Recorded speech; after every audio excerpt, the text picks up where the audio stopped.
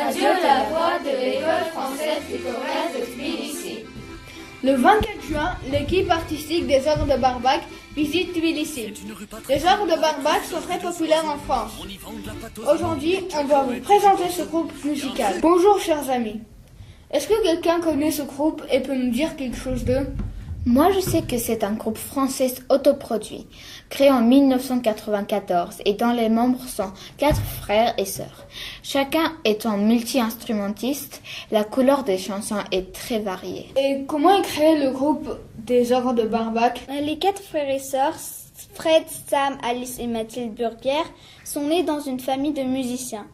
Dès 1992, Sam commence à jouer dans un groupe, Les Minoritaires. Il est bientôt rejoint par son frère Fred qui prend l'accordéon. En parallèle, les 2 frères jouent en duo dans des bars ou des RER. De leur côté, Alice et Mathilde créent aussi des groupes avec lesquels elles jouent dans la rue et en 1994, les 4 frères et sœurs font leur première répétition ensemble avant de donner le premier concert des Ogres de Barbac le 17 septembre 1994. Et Nathalie, de quel pays sont-ils d'origine?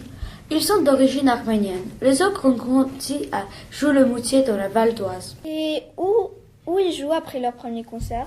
Après leur premier concert de septembre 1994, les Ogres de Barbac continuent à jouer régulièrement dans des bars, petites salles et dans la rue. Kesso, peux-tu nous dire comment s'appelle le disque autoproduit des Ogres de Barbac? Le disque autoproduit des Ogres de Barbac s'appelle Rue du Temps. Est-ce que quelqu'un d'entre vous sait combien d'exemplaires ont été vendus? Moi, je sais qu'au total, ce premier disque se vend à 10 000 exemplaires. Et Mata, pourquoi et quand a été créé l'album des chansons pour les enfants? En fait, avec l'arrivée de leur premier enfant à eux, les Ogres commencent à composer des chansons pour enfants qui se concrétisent par la sortie d'un album en 2003, La pittoresque histoire de Pitocha.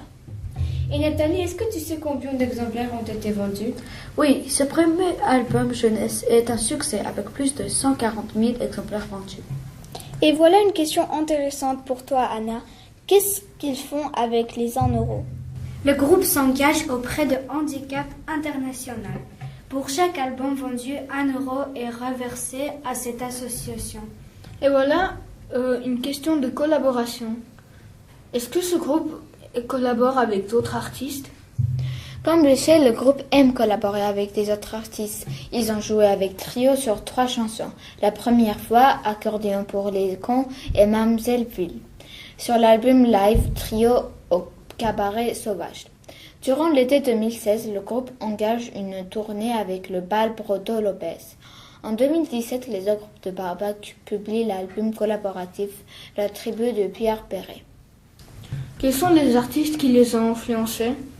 Les Ogres sont influencés à la fois par la chanson française, dont des chanteurs connus sont Georges Brassens, Renaud, Pierre Perret, etc., mais aussi par le rock alternatif des années 1980, par exemple les VRP, Berruyer Noir ou encore Mano Negra, dont d'ailleurs ils reprennent la Ventura sur la compilation Mano Negra légale. Et aussi par ce qu'ils dénomment la musique du voyage, et en particulier la musique des pays de l'Est. Les Yeux Noirs, Brach et les musiques des films de Tony Gatliff ou Emir Kusturica, à qui ils doivent le nom de leur propre label. Merci chers amis. On attend ce groupe à Tbilissi et on va découvrir l'ensemble de leur musique. Cette émission a été produite par les élèves de 6e. Irakli Pavliashvili, Madame Elkadé, Joseph Bokaria, Nathalie Georgobiani Eleni Kankava et Anna Khovalia.